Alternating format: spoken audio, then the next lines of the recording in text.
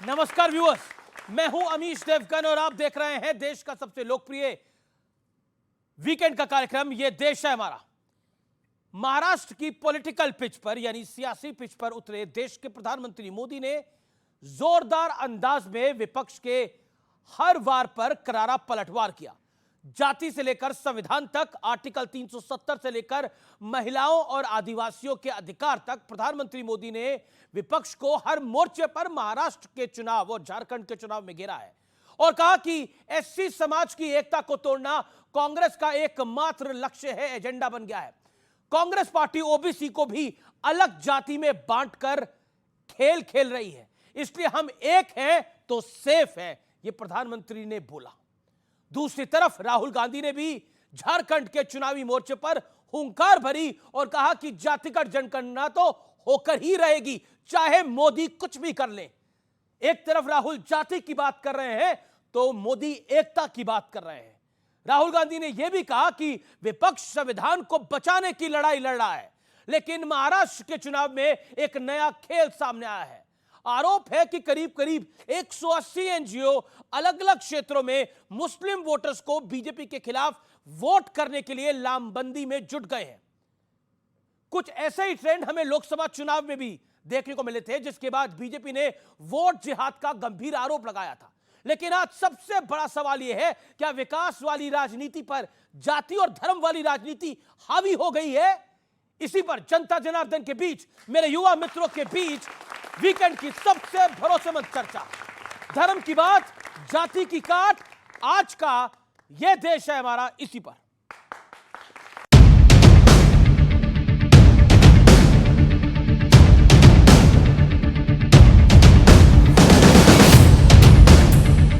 महाराष्ट्र में पीएम मोदी कांग्रेस पर गरजे तो राहुल गांधी ने झारखंड से पलटवार किया। कांग्रेस एससी समाज के अधिकार उनसे छीन लेगी। आपको कांग्रेस की इस खतरनाक साजिश से सावधान रहना है। आपको याद रखना है, एक है तो सेफ है। आप मुझे बता दो, कौन सी प्राइवेट यूनिवर्सिटी को आदिवासी चला रहा है? कौन सी प्राइवेट यूनिवर्सिटी को दलित चला रहा है? मुझे बता दो, नाम बता दो। ये बड़े बड़े जो अस्पताल है, मुझे बता दो इसको, इनमें से कौन सा है जिसका मालिक आदिवासी है, जिसका मालिक पिछड़े वर्ग का है? कांग्रेस और यहां अगाड़ी वाले लोगों से कहना चाहता हूं, पाकिस्तान के एजेंडे को देश में बढ़ावा देने की कोशिश मत करो। कस्बे में आप केवल और केवल बाबा साहब आंबेडकर का संविधान ही चलेगा, ये मोदी का फैसला है। जहां भी बीजेपी के लोग जाते हैं, वो भाई को भाई से लड़ाते हैं। एक धर्म को दूसरे धर्म से, एक जात को दूसरी जात से, एक भाषा को दूसरी भाषा से लड़ाते हैं, गुस्सा नफरत फैलाते हैं। मितभाषी वाचाल बन गए हैं आजकल, सत्य वचनी झूठे प्रचारक बन गए हैं, अभय निवारण करने वाले भय का प्रसारण कर रहे हैं। महाराष्ट्र में पीएम मोदी की रैली से पहले डिप्टी सीएम देवेंद्र फडणवीस ने एक वीडियो ट्वीट किया। अगर हम बटेंगे तो बांटने वाले। इस बीच शरद पवार की बेटी सुप्रिया सुळे ने बीजेपी पर गंभीर आरोप लगा दिया। एजेंसीज का दुरुपयोग करके घर तोड़े, पार्टी तोड़िया, महाराष्ट्र की सरकार गिराई। लेकिन इस बार महाराष्ट्र विधानसभा चुनाव में एक नया ट्रेंड देखने को मिल रहा है। मराठी मुस्लिम सेवा संघ नाम का एक एनजीओ करीब 180 एनजीओ के साथ मिलकर वोटिंग के लिए मुस्लिम समुदाय को जागरूक करने में जुट गया है। दावा किया जा रहा है कि मुस्लिम समुदाय को बीजेपी के खिलाफ लामबंद करने की ये कोशिश है। मराठी मुस्लिम सेवा संघ ये संस्था ने वोट जिहाद की जो मुहिम शुरू की है, मुंबई फोर्ट में अपना दफ्तर दिखाया जो बंद है।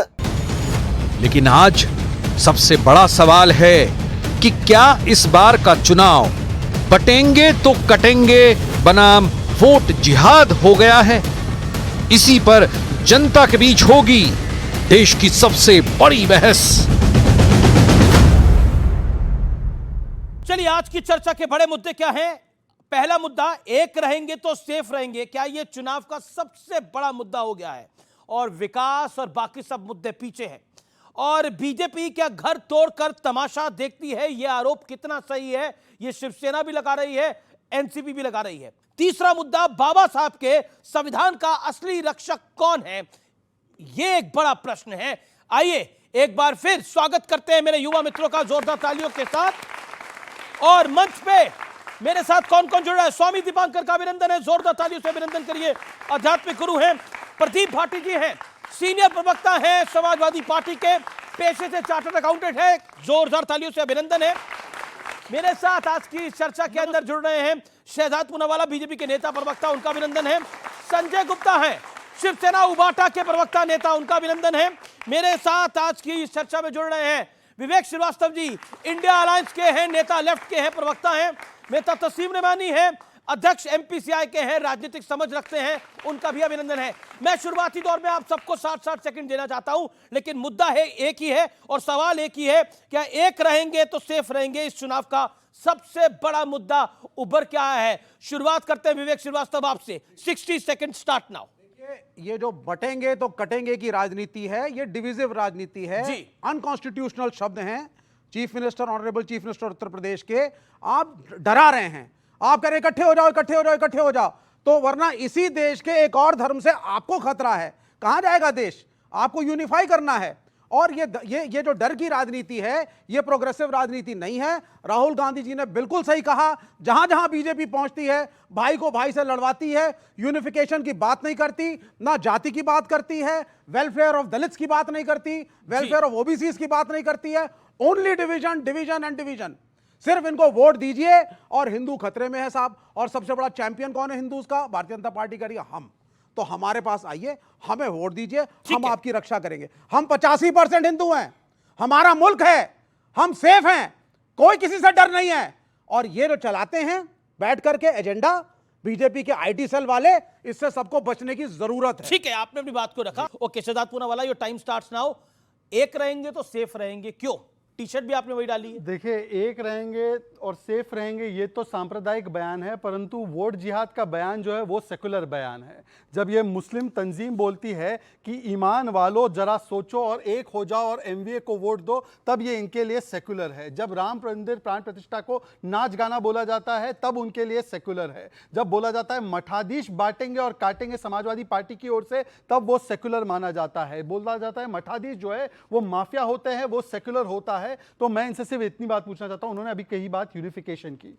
कल आपने देखा होगा, आज भी देखा होगा कि जम्मू कश्मीर की विधानसभा में 370 को फिर से लागू करने के लिए रेजोल्यूशन इंडिया अलायंस के लोगों ने पारित किया। इसका मतलब क्या है कि भारत जुड़ेगा नहीं, भारत के दो टुकड़े होंगे, बाबा साहब आंबेडकर का संविधान लागू नहीं होगा। 70 वर्ष के बाद जो आरक्षण का लाभ वहां के वाल्मीकि समाज को मिला है वो उनको नहीं मिलेगा। तो मैं सिर्फ इतना पूछना चाहता हूं कि इस रेजोल्यूशन को ये मानते हैं या नहीं मानते हैं, इसके बारे में एक बार बता दें। और आज मैं आपको बताता हूं, विजयन जी ने एक बयान दिया है।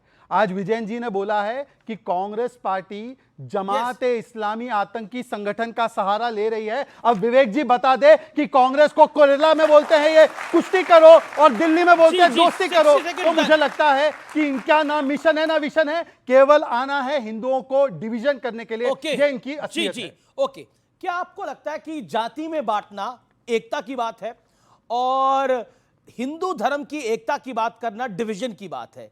इसमें विरोधाभास है बड़ा।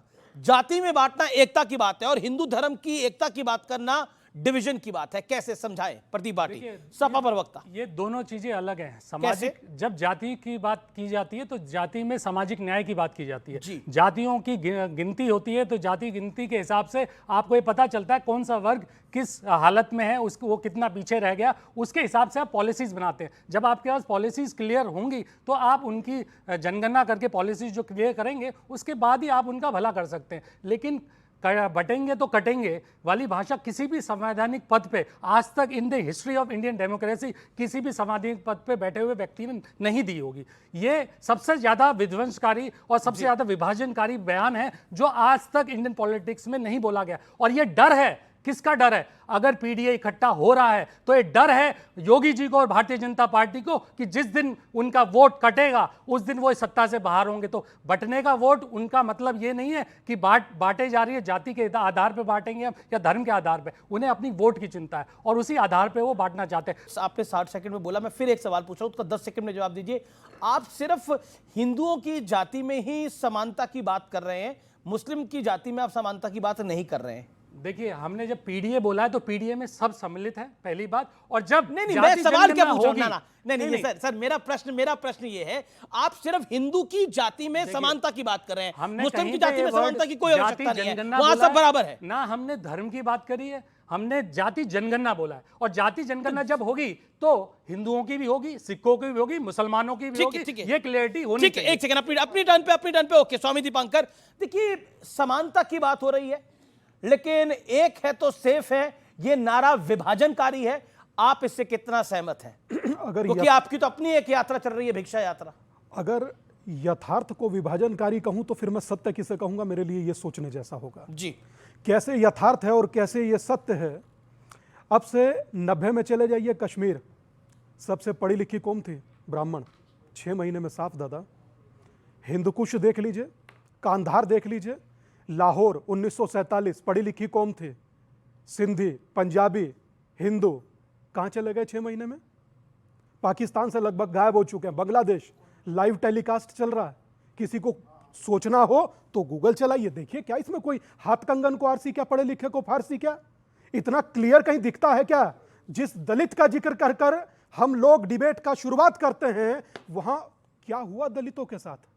बुजुर्गों को उल्टा टांगा गया, उस पर किसी की नजर जाती है। पर एक चीज मुझे बड़ी दुखद और बड़ा तकलीफ दे लगता है कि हम लोगों का विलाप और हम लोगों का दुख भी जाति देखकर होता है, जो कि नहीं होना चाहिए। जो किसी के साथ घटित हो रहा है इस देश में, ये बच्चा बैठा है, ये कोई है, ये मेरा भाई है, मुझे सिर्फ इतना समझ में आता है। इसीलिए मैं आज से नहीं कह रहा हूं, तकरीबन 2 साल से। बोलने दीजिए ना, बोलने दीजिए। आप अपने 60 सेकंड में बोले ना दादा, अपने 60 सेकंड में बोलिए। अपने 60 आपके भी 60 सेकंड सेकंड कंप्लीट हो गए वैसे, बोलिए 5 सेकंड। एक शब्द मात्र कहना चाहता हूं कि अब बहुत हुआ जातियों में बंटना दादा। आज जरूरत है हिंदुओं को एक होने की और जातियों में ना बंटने की। और आज भी एक नहीं हुआ तो इसमें कहीं कोई दो मत नहीं है। जो आप बंगाल में देख रहे हैं, जो आप केरला में देख रहे हैं, वो आप कल यहां देखेंगे। जी। तस्लीम रहमानी, एक तरफ बात होती है जाति में बंटने की, क्या आपको लगता है कि बीजेपी ने धर्म की बात करके जाति की काट को ढूंढ लिया है? नहीं, बिल्कुल भी नहीं लगता ऐसा। इसलिए कि ये देश हजारों साल से मुख्तलिफ किस्म की ज़ातों का, बरादरियों का, मजहबों का, ज़बानों का, रीजन्स का, सबका मिक्सचर होकर भी एक रहा है और एक है, और किसी को डर नहीं है। इस विभिन्नता में ही एकता भारत की हमेशा निहित रही है, हजारों साल से रही है, आज भी है।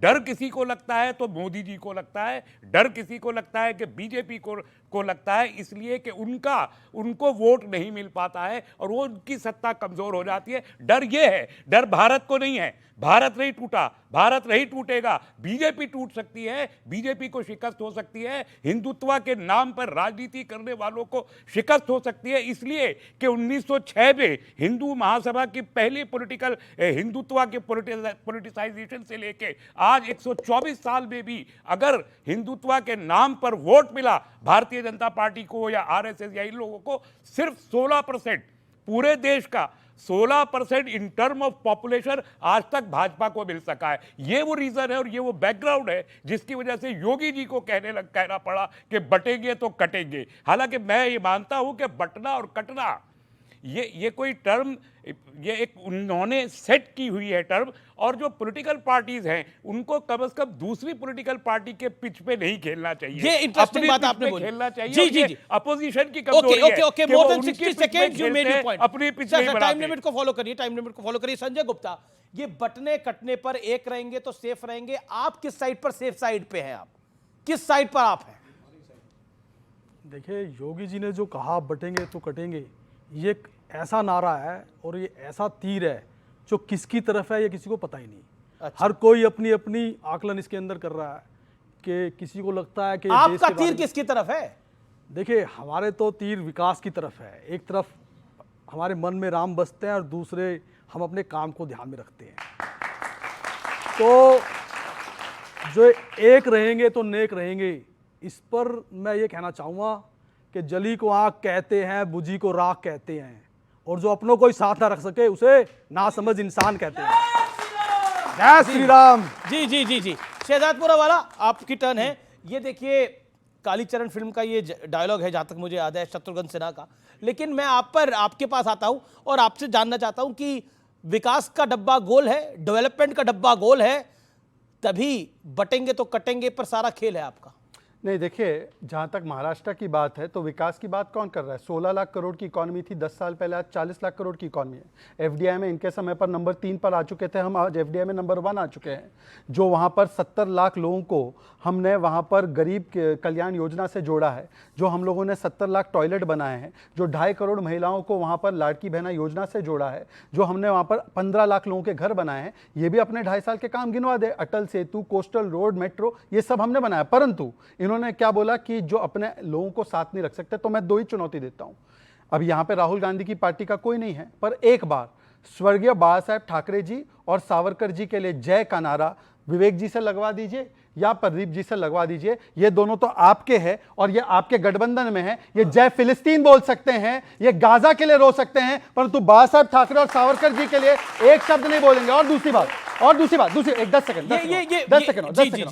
प्रदीप जी ने स्टार्टिंग में बोला कि जब हम कास्ट सेंसस की बात करेंगे तो उस कास्ट सेंसस में सभी सिखों की, मुसलमानों की, सबकी जातियां इंक्लूड होगी। तस्लीम रहमानी जी, मुसलमानों में भी जातियां होती है, मुझे पहली बार पता चल रहा है। परंतु अगर मुसलमानों में जातियां, एक सेकंड सर, सुनिए सर, तस्लीम जी अपने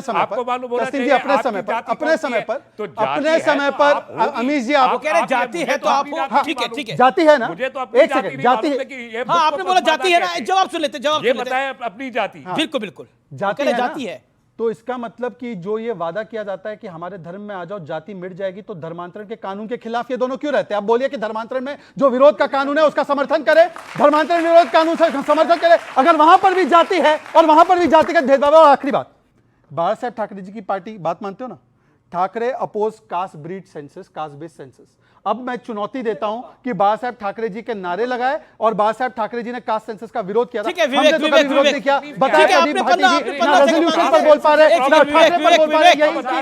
एक सेकंड, सब एक साथ नहीं, विवेक की बारी, मैं आऊंगा आपकी बात। विवेक, इसको वाजे क्यों नहीं करते हैं कि कास्ट सेंसस से आपको बीजेपी के लोगों को या संघ परिवार को या मनुवाद को या चाणक्य नीति को मानने वालों को प्रॉब्लम क्या है? चाणक्य नीति और क्या बोले जा रहे हैं भाई? चाणक्य नीति कहां से आ गई इसमें? नहीं, एक सेकंड, चाणक्य को भी नहीं बख्शा। आप लोग परेशान। चाणक्य नीति का जिक्र किया, चाणक्य नीति से इस चीज का मनुवाद का क्या ताल्लुक? सिर्फ हम लोगों की आदत है मनुवाद, ब्राह्मणवाद, जातिवाद और 2-4 वाद जोड़कर अपवाद पैदा करना, बस, इससे ज्यादा कुछ नहीं। गंगा में बाजू में कितने लोग नहा रहे हैं, कौन जाति पूछता है? मंदिर में बाजू में कौन भंडारा खा रहा, कौन जाति पूछता है? निकालिए अपनी जेब में से 20 रुपए का नोट, दलित का है, वाल्मीकि का, यादव का, कौन पूछता है? आई बात पूछने, आप पूछते होंगे, ये नोट में जाति पूछते हैं। बिल्कुल गलत बोल रहे हैं। एक सेकंड, लेकिन एक बात तो विवेक सही है, एक बात तो चट है। तो 2024 के चुनाव में एक झूठा नैरेटिव गढ़ा गया कि मोदी आएगा तो संविधान बदला जाएगा, मोदी आएगा तो आरक्षण समाप्त होगा। उसका लाभ भी विपक्ष को मिला, लेकिन हरियाणा में वो नैरेटिव ध्वस्त हो गया। अब आपको डर है कि अगर एक रहेंगे सेफ रहेंगे कि तो चला, तो आप लोग सेफ नहीं रहेंगे पॉलिटिकली। बिल्कुल सही नैरेटिव है, बिल्कुल सही नैरेटिव था हमारा। हम आज भी कह रहे हैं और राहुल गांधी ने आज भी बोला है जाकर के झारखंड में कि मोदी जी चाहे जो मर्जी कर लें, कास्ट सेंसस होगा और जो डिटेल आएंगे उसके हिसाब से वेलफेयर पॉलिसीज बनेंगी। ये बैठ करके आधे घंटे से 10 मिनट से क्या नैरेटिव बना रहे थे? कह रहे थे साहब इस देश में जातिवाद था ही नहीं, दलित उत्पीड़न था ही नहीं, बैकवर्ड कोई होता ही नहीं है, हम तो सारे एक हैं, ये तो सब ठेकेदारों की पॉलिटिक्स है। अरे भैया आप बताइए, एकलव्य का अंगूठा क्यों काटा गया? मुझे कर्ण को सूत पुत्र क्यों कहा गया? कर्ण को सूत पुत्र क्यों कहा गया? मुझे पता था। क्यों नहीं उसको लड़ने दिया गया इक्वल फुटिंग के साथ और रोका गया युद्ध करने से? इसलिए क्योंकि समाज में जातिवाद था। जातिवाद एक प्रॉब्लम है और अगर आगे बढ़ना है, प्रोग्रेस करनी है तो जातियों को मिटाना होगा। एक सेकंड संजय गुप्ता, गांव में पानी पीने आप नहीं देते थे, उसके बर्तन अलग, कहीं की उसके बर्तन अलग। इंटरकास्ट मैरिज आज भी नहीं होता है गांव में, अंतर जातीय विवाह आज भी नहीं है। जवाब पंचायत हरियाणा में बैठ जाती है, गोली मार दी जाती है लड़के लड़की को अगर इंटरकास्ट मैरिज करे। कौन कहता है जाति नहीं है? अपने ब्राह्मणवाद को बचाने के लिए, अपनी दुकान को चलाने के लिए आप जाति को नकार रहे हैं। ठीक है विवेक, मैं बिल्कुल आपको मौका दे रहा हूं। गलत बोलते वैसे तो बड़ा अजीब मामला है, वैसे तो बड़ा अजीब मामला है कि खाप को यहां पर बैठकर गालियां भी देंगे और हरियाणा में खाप मेडल लेकर विनेश फोगाट कैंपेनिंग भी कर रही थी।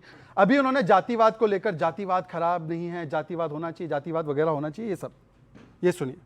असल में मेरा विश्वास जातिवाद में नहीं, मैं तो चाहूंगी कि ये शब्द हम हटा दें अपने। इंदिरा गांधी जी ने कहा कि जाति शब्द ही हटा देना चाहिए। नेहरू जी ने 1961 में आरक्षण का विरोध किया। सुन लीजिए, बीच में बोलना नहीं है, करेक्ट तरीका नहीं आता। Vivek ji, this is not fair. Mrs Gandhi ने Amish ji, this is not fair. Amish ji, this is not fair. Amish ji, ये नहीं कहा था कि आरक्षण हटेगा। विवेक, अम्बेडकर की आरक्षण की पॉलिसी थी कि नहीं थी? विवेक अपनी टर्न पे बोले। विवेक आप अपनी टर्न पे बोले। मेरी हम्बल रिक्वेस्ट है। उन्होंने और 40 सेकंड लेकर बात रखी। आप अपनी बात विवेक जी, मैं आपसे रिक्वेस्ट करूं, आपका कुछ और है, अब मैं बोल सकता हूं अपनी बात। अमीश जी, आंबेडकर जी की बड़ी बातें चल रही है ना। आंबेडकर जी के संविधान को पहली बार लागू कब किया गया जम्मू कश्मीर? 2019 5 अगस्त को। और आज कौन बोल रहा है कि आंबेडकर जी का संविधान लागू ना हो? जम्मू कश्मीर में एनसी और इंडिया राइट बोल रही है, उसमें एक शब्द नहीं बोलेंगे। गलत। दूसरी बात सुनिए, बीच में मत बोलिए। आंबेडकर जी को 2 बार चुनाव किसने हराया? कांग्रेस पार्टी ने। आंबेडकर जी ने रिजर्वेशन के बारे में बोला, विरोध किसने किया? नेहरू जी ने। 80 से 90 में मंडल का विरोध किसने किया? इंदिरा और राजीव जी ने। राजीव गांधी ने बोला कि आरक्षण बुद्धुओं को मिलता है। 2004 से 14 में जामिया और एएमयू का आरक्षण खत्म किसने किया? इन लोगों ने। फिर जाकर ओबीसी का आरक्षण मुसलमानों को किसने दिया कर्नाटका में? इन लोगों ने। रिलीजियस बेसिस पर रिजर्वेशन कौन बोलता है? ये लोग कहते हैं, और ये कहते हैं कि ये लोग आरक्षण और संविधान के साथ है और हम लोग खिलाफ। 10 सेकंड और। अब इन्होंने ब्राह्मणवाद की बात की। आपको पता है ब्राह्मणवाद जो एक कहते हैं, अशरफवाद क्या होता है पता है? अशरफवाद वो होता है कि पसमानदा जो 90% मुसलमान है उसको मस्जिद में घुसने नहीं देते, कब्रिस्तान में जगह नहीं देते, उसको पानी पीने नहीं देते, उसके ऊपर एक शब्द नहीं बोलेंगे। हिम्मत है तो बोले अशरफवाद मुर्दाबाद। एक बार उन्होंने बोला, उनका अधिकार था। उन्होंने ब्राह्मणवाद की बात करी, इन्होंने अशरफवाद की बात करी। तो आप ओके, प्रतिपाटी मैं चैलेंज कर रहा हूं शहजादपुरा वाला को चैलेंज कर रहा हूं। अगर एक भी साबित कर दे तो मैं डिबेट ओके। इस देश के अंदर श्री रामचरितमानस को लेकर टिप्पणियां की गई, मैं उनको बताना नहीं चाहता। प्रभु श्री राम मंदिर का जब उद्घाटन हुआ, उसकी प्राण प्रतिष्ठा हुई, तो उसको नाच गाना कहा गया, मैं उस पर नहीं आना चाहता।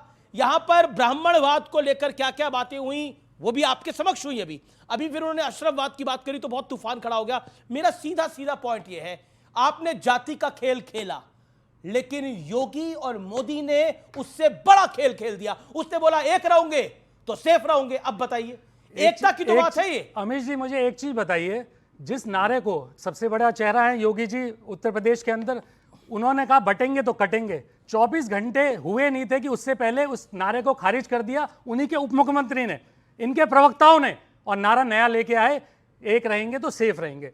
भारतीय जनता पार्टी का ना एकता से मतलब है, ना धर्म से कोई मतलब है। उन्हें सिर्फ वोट, अपनी वोट की फसल काटनी है। अगर आप इन बच्चों के भविष्य की बात नहीं करेंगे, आप इन्होंने आपका उत्तर प्रदेश के अंदर 69,000 शिक्षक भर्ती हुई, उसके अंदर क्या हुआ? ओबीसी कमीशन ने कहा, हाई कोर्ट ने कहा कि इन बच्चों के साथ अन्याय हुआ है। जी, और ये एक सेकंड कर लेता हूं। सबको एक करने वाली वो हिंदू नहीं है क्या? नहीं, बात सुनिए पूरी। इनको आपने 30 मिनट बोलने दिया, 30 नहीं तो 20 मिनट बोला है। चलो 20 मिनट बोला है। मेरे को तो आपने थोड़ा सा भी नहीं बोलने दिया। और जब इनका जवाब आपके बिहार से बोल रहे हैं, इसलिए। अच्छा, ये तो पार्टनर आपके हैं, ये महाराष्ट्र में पार्टनर आपके हैं, बिहाफ इनका है। असल में आप हैं किसके साथ? देखिए, आप साथ किसके हैं भाई? ये क्लैरिटी दीजिए। देखिए, हम बाला साहब ठाकरे की पार्टी से, और हमने हमेशा सही को सही और गलत को गलत कहा है। और ये जिस तरह से बात कर रहे थे, जिस तरह से इन्होंने हमारे धर्म के विषय में, जाति के विषय में बोला, जिस तरह से उसे एग्जांपल दिया, नहीं अलायंस पार्टनर है तो इसका मतलब ये नहीं है कि आप कुछ भी बोलेंगे अलायंस है तो। इन्होंने जो बातें की, हम इनकी बातों से इख्तिलाफ नहीं रखते, और यही कारण है जिसके कारण आज कांग्रेस की हालत हो चुकी है, वरना कोई और दूसरी बात नहीं है। सिर्फ एक यही कारण साथ तो है, मगर आप क्या कर रहे हैं? आप अरे उससे लड़ो जो पड़ोस आप में मुझे है। बताओ, मुझसे आप क्यों मुझे लड़ रहे हो? हम एक साथ में हैं। एक आप फिर भूल गए। एकलव्य का अंगूठा कहां से आ गया? आप मुझे बताइए, एकलव्य का अंगूठा कहां से आया? इसमें कर्ण की बात कहां से आई? सूत पुत्र की। देश आजाद हो चुका है, कानून बन चुके हैं सभी के लिए, चाहे कोई आरक्षण किसी भी जाति से, किसी भी धर्म से, सबके लिए कानून है। अगर कहीं कानून में कोई कमी है तो ये बताया जाए कि यहाँ पे ये कमी है, ये ठीक होगा। बहुत अच्छा ये बोले, किस तरह की बात कर रहे हैं आप? ये आपको लगता है गड़बड़ कर रहे हैं आप लोगों के साथ? नहीं, ये कई मामले ऐसे हैं जिनमें सही स्टैंड होना चाहिए, इनका स्टैंड वो सही नहीं है, और यही कारण है कि कांग्रेस आज 400 से 40 पे आई। नहीं हम आपके साथी और कोई कारण नहीं है। और अभी यही कारण और अगर अब ये 40 से 90 पे आपके आए, साथ है, ये ध्यान रखो। हमारे साथ आए तभी हमने वीर सावरकर पर नहीं बोलने दिया, तभी अब ये अभी 40 से 99 पे आए हैं। हमने कहा वीर सावरकर जी महान थे, उनको श्रीमती इंदिरा गांधी जी ने। ये मतलब कमाल की बात है, वहां महाराष्ट्र में आप इनके अलायंस कर रहे हैं, मतलब किसी पे नारे का इंपैक्ट अलायंस किया, विलय नहीं किया। एक रहेंगे, सेफ रहेंगे, आप पे जरूर हो रहा है। अलायंस किया है, आप पे जरूर हो रहा है। अलायंस किया है, विलय नहीं किया। विलय नहीं किया। क्या किया? अलायंस किया है, गठबंधन मतलब विलय नहीं किया। लेकिन लगता है गलती से हो गया वो गठबंधन भी। समोसा खिला दिया इनको शहजाद ने। आप हमारे यहाँ तो वड़ा पाव होता है, आपको मौका दूंगा, समोसा नहीं होता। 30 सेकंड क्या कह रहे हैं आप? हमारे यहाँ वड़ा पाव होता है, समोसा नहीं होता हमारे यहाँ। शहजाद ने आपको खिलाए आज। हम समोसे नहीं खाते। चलिए समोसे की बात मत करिए, समोसे की बात मत करिए, सीआईडी आ जाएगी। नहीं वड़ा पाव एक सेकंड समोसे की बात मत करिए, एसआईडी आ जाएगी, समोसा इन्वेस्टिगेशन डिपार्टमेंट। बताइए, अमेरिका के पास सीआईए एफबीआई है, किसी के पास मोसाद है, और इन लोगों के पास एसआईडी है। एक कहावत है कि जी भानुमती ने कुनबा जोड़ा, कहीं का ईंट कहीं का रोड़ा।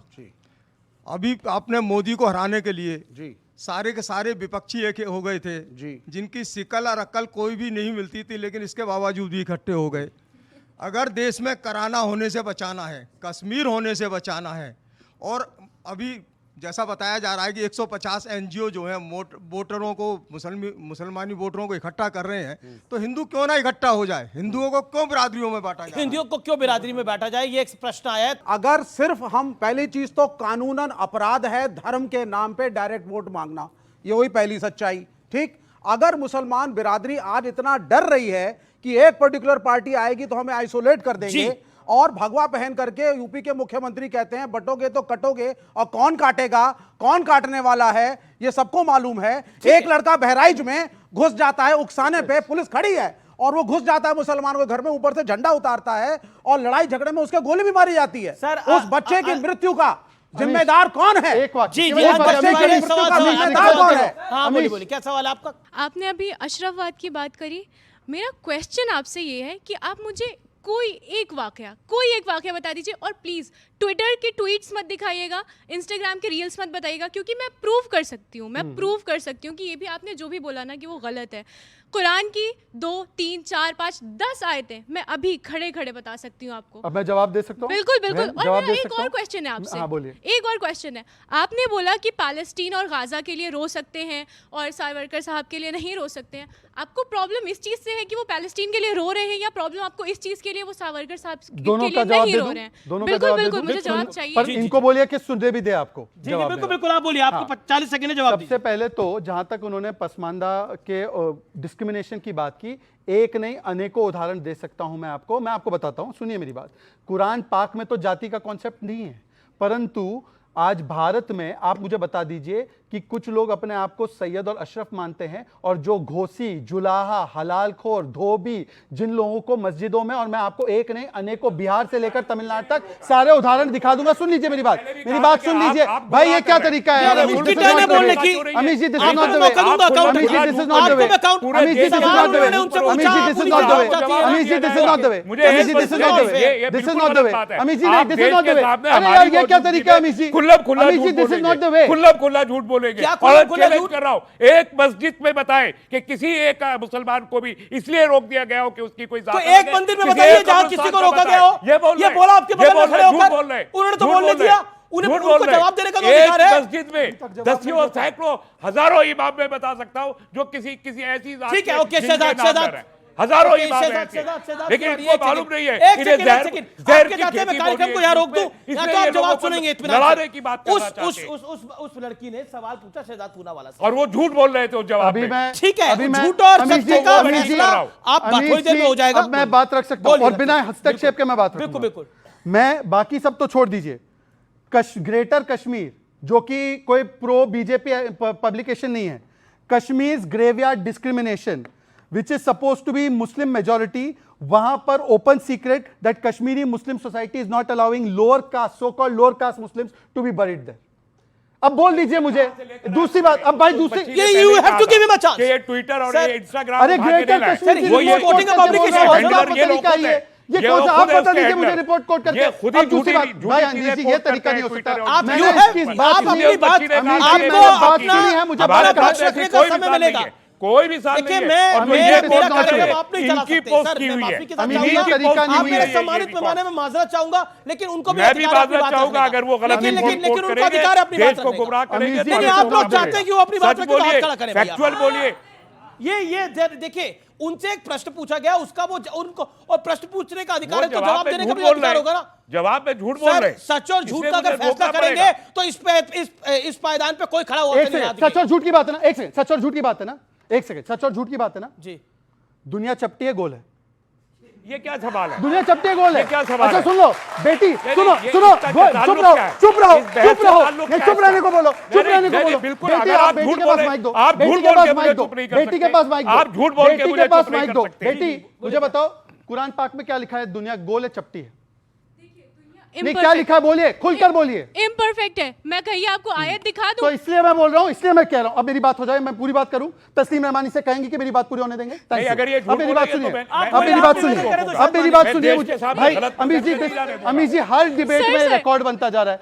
अब देखिए यहां पर दो बातें की गई। बेटी ने कहा कि गाजा में मुसलमानों के लिए रो रहे हैं, वो आपको बुरा लग रहा है, या सावरकर के लिए नहीं रो रहे हैं उसके लिए बुरा लग रहा है? मुझे बेटी गाजा में मुसलमानों के लिए रोना भी चाहिए, भारत सरकार का भी स्टैंड है, हम गाजा के साथ खड़े हैं, गाजा के साथ अन्याय ना हो उसके साथ हम खड़े हैं। पर हमास और गाजा, अरे प्लीज यार क्या तरीका है यार अमीर जी, दिस इज नॉट राइट यार, मैं नहीं कर सकता डिबेट। अमीर जी दिस इज नॉट राइट यार, अब मैं नहीं कर पाऊंगा अमीर जी, अमीर जी नहीं कर पाऊंगा यार, अमीर जी मैं नहीं कर पाऊंगा, please I am sorry, I am sorry, I am sorry, आई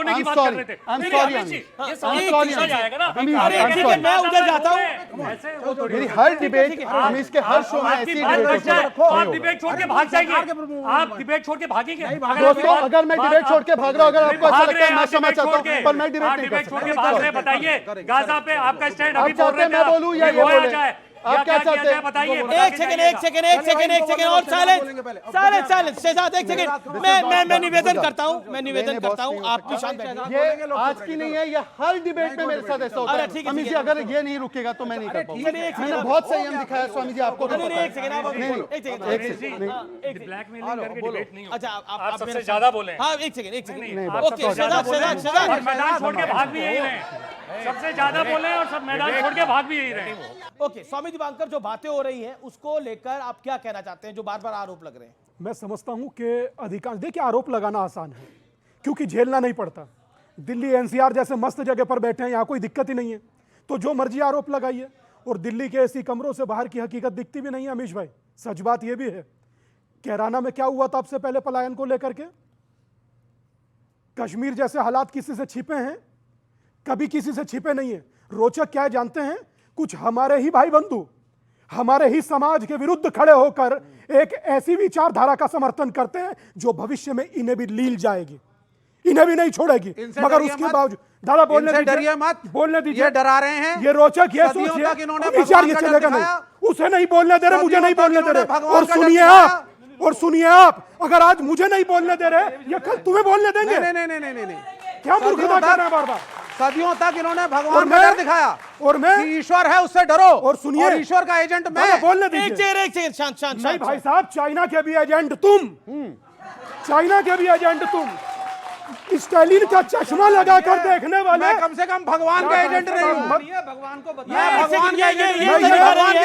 ये तरीका जायज नहीं है। इनसे इतना कहिए, सुनिए छोड़ दीजिए, मैं तुमसे हाथ फैलाकर कह रहा हूं एक हो जाइए। ये विचार तुम्हें, मैं हाथ जोड़ के कह रहा हूं इनकी सुनना मत, ये विचार तुम्हें मार देगा। ये क्या तरीका है? ये बेहद, ये कह रहे हैं, ये बेहद, ये वो लोग हैं जो अपने सरकार के राज्य में खालिद हमास की, खालिद मशाल की ये लोग प्रेस कॉन्फ्रेंस कराते हैं। ये उंगली इस तरफ है, ये वो लोग हैं, मतलब विवेक श्रीवास्तव इस तरफ है, मैं ये अमीश ये वो लोग हैं जब भारत की सेना को जरूरत पड़ी तो ये कहते भारत की सेना को खून नहीं देंगे। मैं इनकी ठीक बात है, से ये वो लोग हैं। एक सेकंड शहजाद, एक सेकंड ताली बजाओ भाई। I am clapping for you Shehzad. भूल गए थे यहाँ पे ना।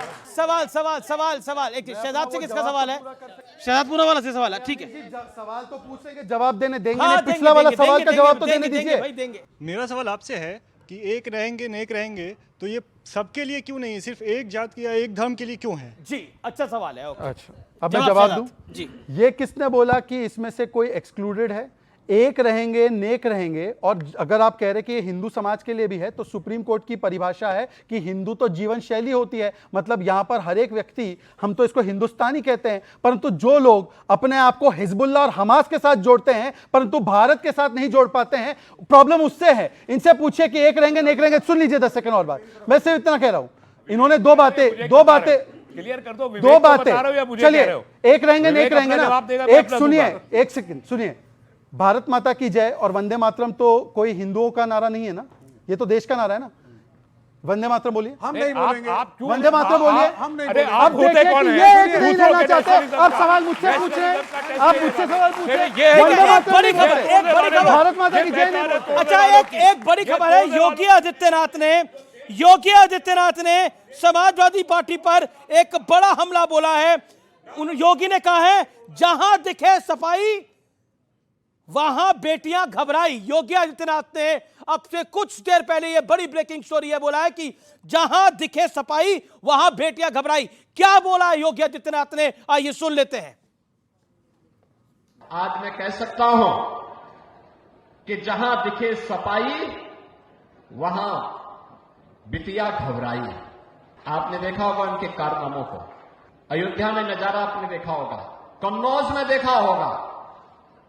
ये नया ब्रांड है समाजवादी पार्टी का। ये नया ब्रांड है आपका कि जहां दिखे सफाई वहां बेटियां घबराई। उससे पहले मायावती ने कहा था चरगुंडन की छाती पर मोहर लगा हाथी पर।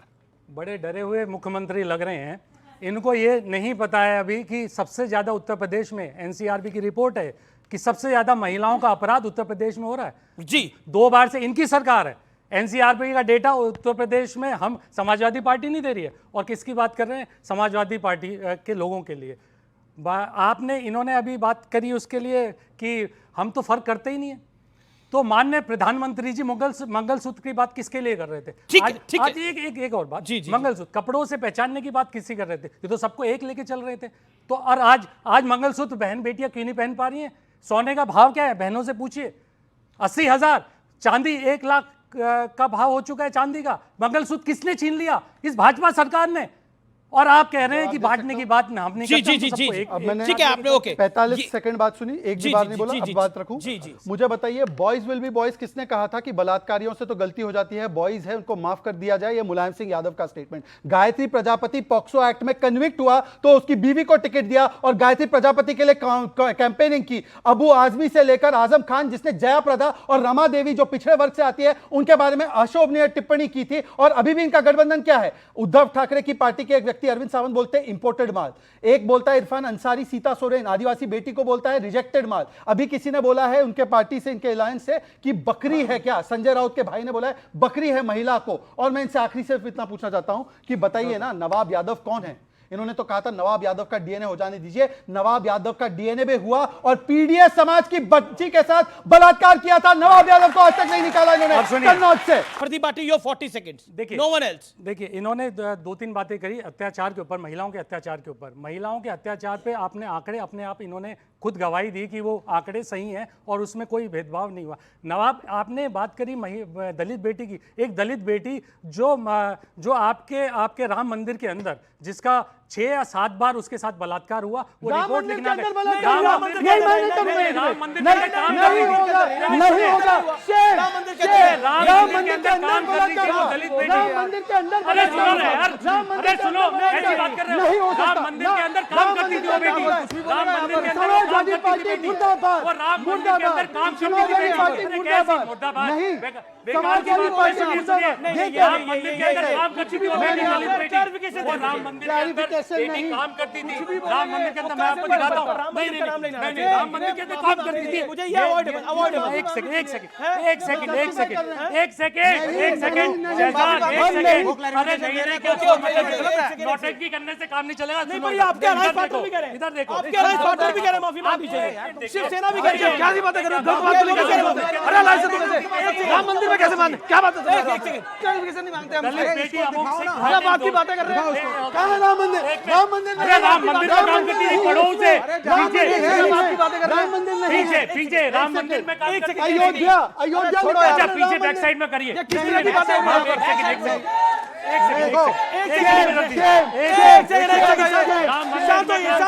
देखिए एक बहुत कंट्रोवर्शियल बात है। एक सेकंड क्या नाम लिया इन्होंने? अयोध्या का नाम लिया। अयोध्या के राम मंदिर में इनको शर्म आनी। ओके ठीक है आपने अपनी बात। एक सेकंड मेरा निवेदन है। एक सेकंड देखिए, मैं फिर बोलता हूँ। देखिए चैनल पे बोला गया उससे हमारा चैनल इत्तेफाक नहीं रखता। देखिए अयोध्या की बारी है। हाँ तो गैंगरेप में अयोध्या ना, आपने राम मंदिर का नाम लिया। मैं एक सेकंड ऑल ऑडियंस डाउन। देखिए मैं बड़ी माजरत चाहता हूँ। मेरा कार्यक्रम बहुत जिम्मेदार कार्यक्रम है और बहुत प्रमुखता से देखा जाता है और देश का नंबर 1 कार्यक्रम है। मेरा निवेदन है कोई भी साक्ष्य आप रखें, किसी भी धार्मिक पहलू को ध्यान में रखते हुए रखें, चाहे वो इस्लाम के बारे में हो, चाहे वो हिंदुइज्म के बारे में हो, चाहे वो राम मंदिर की चर्चा हो, चाहे वो किसी मस्जिद की चर्चा हो। मेरा बार निवेदन है, अगर आपके पास साक्ष्य नहीं है तो ना रखें, ये महत्वपूर्ण है। मैंने कहा राम मंदिर के अंदर काम करती थी, वो दलित बेटी थी। ये अभी शेम कर रहे थे दलित बेटी के लिए, ये शेम करना चाहते हैं दलित बेटी के लिए। उसका न्याय की बात नहीं करेंगे। और 7 बार आपने ये बोला था राम मंदिर के अंदर बलात्कार हुआ था, ये बोला था आपने, आपको माफी मांग। अच्छा ठीक है, बैठिए एक सेकंड नहीं। ओके आप संजय गुप्ता कुछ कह रहे थे, please make your point. Then Swami Dipankar, देखिए मैं इस बात के ऊपर ना यही कहना चाहूंगा कि जिस तरह से कांग्रेस का बेड़ा गर्क इन्होंने किया है, सपा का बेड़ा गर्क ये बयान करेगा। ये किस तरह का बयान है? आपके पार्टनर बोल रहे हैं ये मतलब ये आपके अलायंस पार्टनर है, के साथ अन्याय हो रहा है। अलायंस एक त्रुटि हो गई थी, उसको क्लैरिफाई कर दिया गया है। राम मंदिर के अंदर काम करती थी, ये सही है। ये राम मंदिर के अंदर ये पॉइंट यही समाप्त होता है, त्रुटि हो गई कि ये इतना निम्न स्तर का डिबेट को बना देते हैं जिसकी कोई लिमिट नहीं। आप भगवान के एजेंट नहीं हैं। तुम चीन के एजेंट हो? नहीं हम तो चीन की दलाली करते हो। ये पर्सनल और सुनिए टिप्पणी है। मैं एक और बात कहना चाहता हूं। ये पर्सनल टिप्पणी। एक चीन ऐसा जगह और कम्युनिस्ट की तमाम कंट्रियां जब मस्जिदों को तोप से लगाकर उड़ाया गया, इनकी हैसियत है कि चाइना के खिलाफ बोलते हैं। तो आपके मंदिर बोल खिलाफ उठे चल दिए, ड्रामा बना रहे। देखिए क्या हो रहा बुल्गारिया से लेकर के चाइना तक, क्या बना दिया गया। आपने क्या बोला अभी? तुम्हारे मंदिर तो सेफ है ना? क्या आपके मंदिर नहीं है? नहीं, तो आपके मंदिर सेफ है ना? तुम्हारे मंदिर सेफ है ये बोला ना? हमारे मंदिर सेफ नहीं है भाई। अमेरिकन प्रोपोगेंडा को क्या मतलब? नहीं गलत है ना। अमेरिकन प्रोपोगेंडा को बिलीव करके अगर आप चाइना के खिलाफ बोलेंगे तो मैं कुछ तो बोलूंगा। कमाल की बात है सर। आप धर्म पे कुछ भी बोलते हो, भगवान पे कुछ भी बोलते हो, मतलब आप हो कौन मुझे बता दो। आप तुम्हारे अलायंस पार्टनर हूं मैं। मेरे अलायंस पार्टनर मुझे ऐसे नहीं चाहिए। नहीं तो क्या कह रहे हैं? मेरे अलायंस पार्टनर नहीं हो सकते इस तरह की सोच के आदमी। फिर तो उद्धव ठाकरे के पास जाना पड़ेगा तुम्हें। चाहिए मुझको सर। फिर तो मंदिर में पूजा करते हैं उन्हें कहते हैं भगवान का एजेंट है। अरे तो आप उधर क्यों?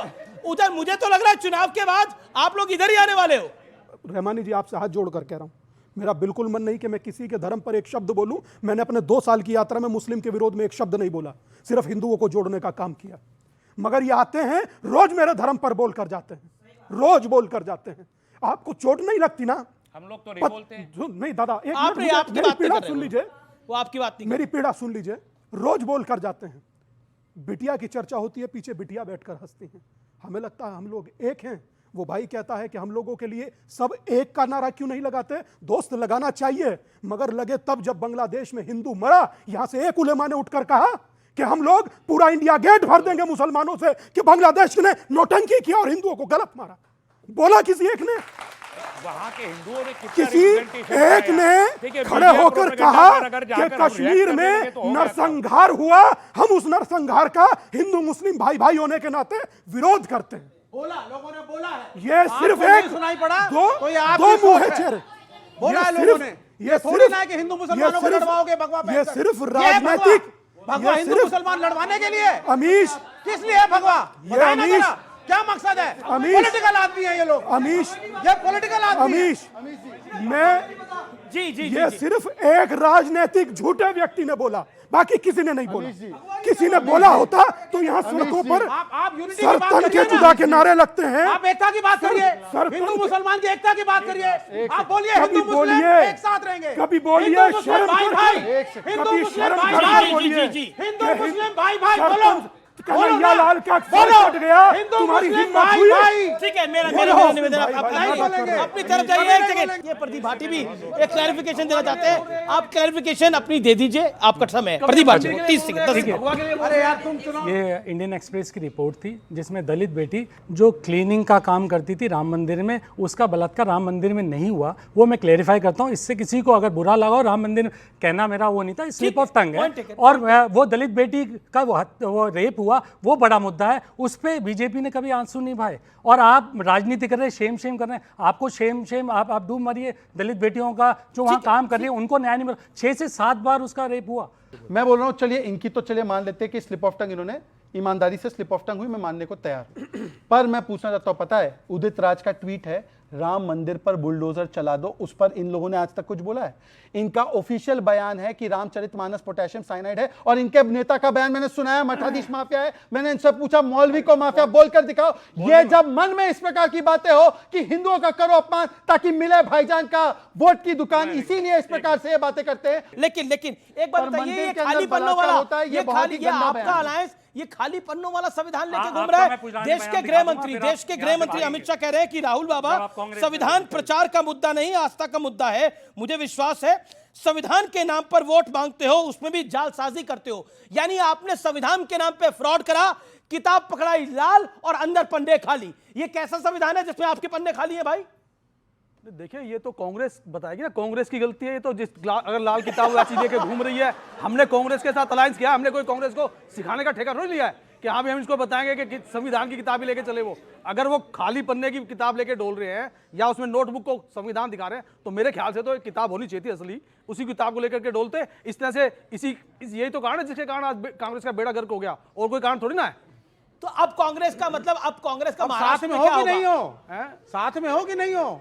देखो, सही बात के साथ है हम, सही बात है। मुझे बार बार गलत बात के जाने माने एक्टर है गोविंदा, उनकी एक फिल्म में आ जाती है, मुझे नाम याद नहीं आ रहा, आप मेरी मदद करिएगा। उस फिल्म में जॉनी लीवर हमेशा कादर खान के साथ होता है, लेकिन वो कभी साथ नहीं होता। आप हैं किसके साथ? आज इस मंच पे खोल के जाइए, दिल से बोल के जाइए। देखिए, हम बाला साहब ठाकरे की पार्टी से, और बाला साहब ने हमेशा सही को सही और गलत को गलत कहा है। गठबंधन में चाहे कांग्रेस के साथ हो, चाहे बीजेपी के साथ हो, चाहे वो कोई और दूसरा अलायंस हो, अगर कोई दूसरी पार्टी चाहे अलायंस में हो चाहे नहीं हो, गलत अगर बोलेगी तो हम उसका समर्थन नहीं करेंगे। फिलहाल आज के कार्यक्रम में इतना ही, लेकिन मैं फिर एक बार कहता हूं कि जब भी कोई कार्यक्रम में आप आते हो तो अपनी बात को सहजता से रखो, मजबूती के साथ रखो, लेकिन शिष्टाचार के साथ रखो, वो बहुत महत्वपूर्ण है। आपका बहुत बहुत अभिनंदन मेरे युवा मित्रों का, जिन्होंने आज अच्छे सवाल पूछे। तो फिलहाल ये देश है हमारा के आज के एडिशन में इतना ही। आप सबको मेरा नमस्कार, देखते रहिए News 18। Good night.